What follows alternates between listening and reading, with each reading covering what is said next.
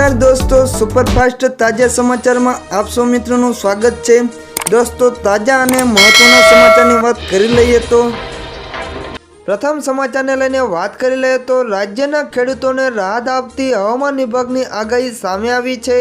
हवामान विभागना जणाव्या मुजब राज्य में आगामी 5 दिवस वरसादनी शक्यता नहीवत छे।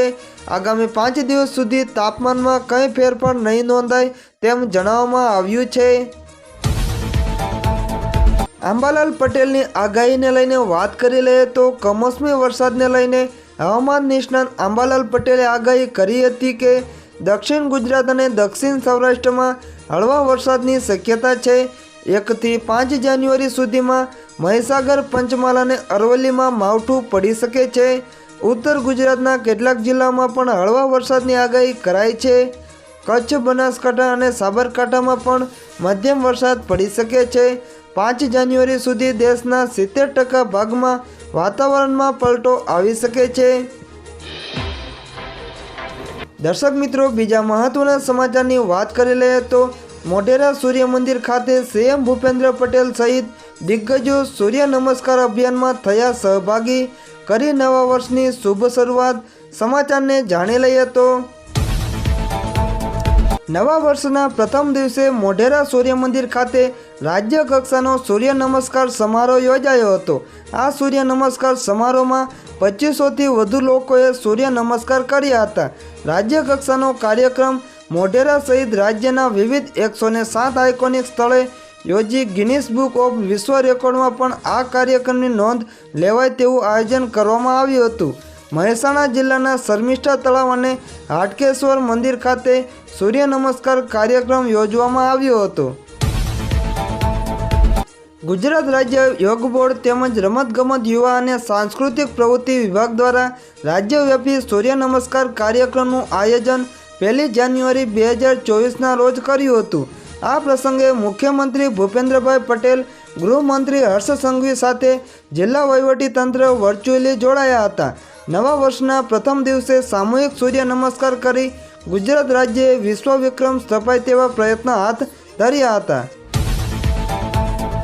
આ અંગે ગૃહ રાજ્યમંત્રી હર્ષ સંઘવીએ જણાવ્યું હતું કે વર્ષનો પ્રથમ દિવસે સૂર્યની પ્રથમ કિરણ જે સૂર્ય મંદિર પર પડે છે તેવા સૂર્ય મંદિર ખાતે ગુજરાતના યુવાઓ દ્વારા એક સાથે સૂર્ય નમસ્કાર કરી વિશ્વ રેકોર્ડ સ્થાપીશું। મુખ્યમંત્રી ભૂપેન્દ્ર પટેલની આગેવાનીમાં 108 સ્થળો પર યુવાનો વર્ષના પહેલા દિવસે સૂર્ય નમસ્કાર કાર્યક્રમમાં જોડાયા હતા। દર્શક મિત્રો, બીજા મહત્વના સમાચારની વાત કરી લઈએ તો નવા વર્ષના શુભારંભે ઈસરોએ સર્જ્યો છે વધુ એક ઇતિહાસ। સમાચારને જાણી લઈએ તો ઈસરો એટલે કે ભારતીય અવકાશ સંશોધન સંસ્થા જે વર્ષ 2024ની શરૂઆત ધમાકેદાર કરી છે। અવકાશ એજન્સી નવા વર્ષના પ્રથમ દિવસે જ એક્સ-રે પોલારીમીટર સેટેલાઇટ સફળતાપૂર્વક લોન્ચ કર્યું છે। આ સાથે બ્લેક હોલના સ્ટડી મામલે આ સિદ્ધિ મેળવનાર ભારત વિશ્વનો બીજો દેશ બની ગયો છે।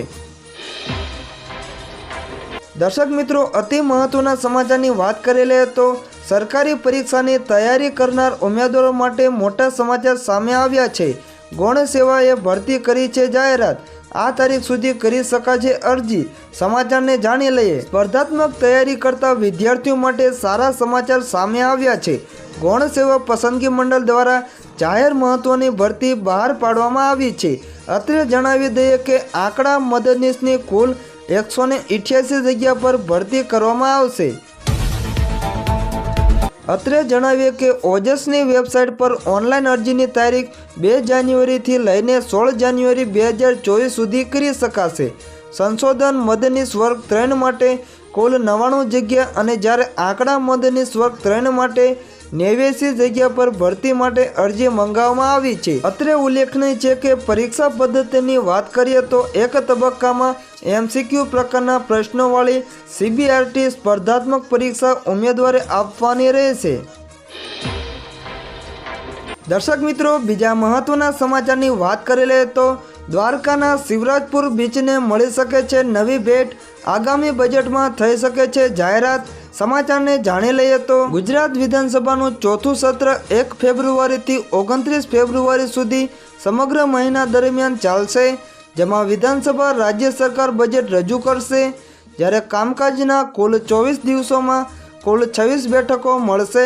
આ તરફ હવે સમાચાર સામે આવ્યા છે કે દ્વારકાના શિવરાજપુર બીચ પર એક્વેરિયમ બનાવવામાં રાજ્ય સરકારની વિચારણા છે। મહત્વનું છે કે દ્વારકાના દરિયાની અંદર એક્વેરિયમ બનાવવા માટે વિચારણા કરવામાં આવી છે। દ્વારકાને ટૂંક જ સમયમાં એક મોટી ભેટ મળે તેવી શક્યતા છે। વાત જાણે એમ છે કે અમદાવાદમાં સાયન્સ સિટી ખાતે આવેલ એક્વેરિયમમાં પ્રવાસીઓ દરિયામાં જળચર પ્રાણીઓ જોઈ શકે છે।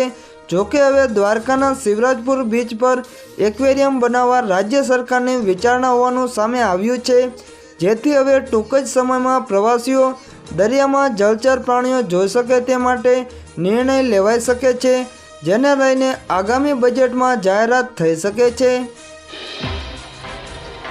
દર્શક મિત્રો, બીજા મહત્વના સમાચારની વાત કરી લઈએ તો પીએમ મોદી ફરીવાર ગુજરાત પધારશે।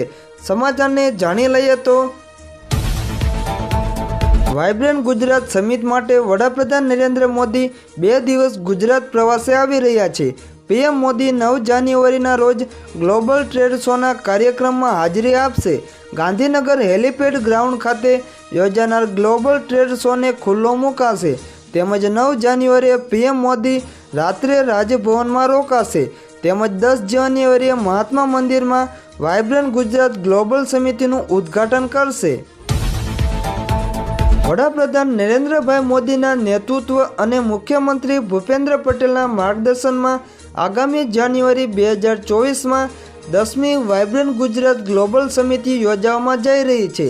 વાઇબ્રન્ટ ગુજરાત ગ્લોબલ સમિતિ 2024ના ભાગરૂપે આજે ગાંધીનગર ખાતે ઉદ્યોગ મંત્રી બલવંતસિંહ રાજપૂત અને જળ સંપત્તિ મંત્રી કુંવરજીભાઈ બાવળિયાની પ્રેરક ઉપસ્થિતિમાં વિવિધ પ્રતિષ્ઠિત કંપનીઓ તેમજ સરકારના વિવિધ વિભાગો સાથે કુલ રૂપિયા 24,707 કરોડના 30 MOUs સાઇન એક્સચેન્જ કરવામાં આવ્યા હતા।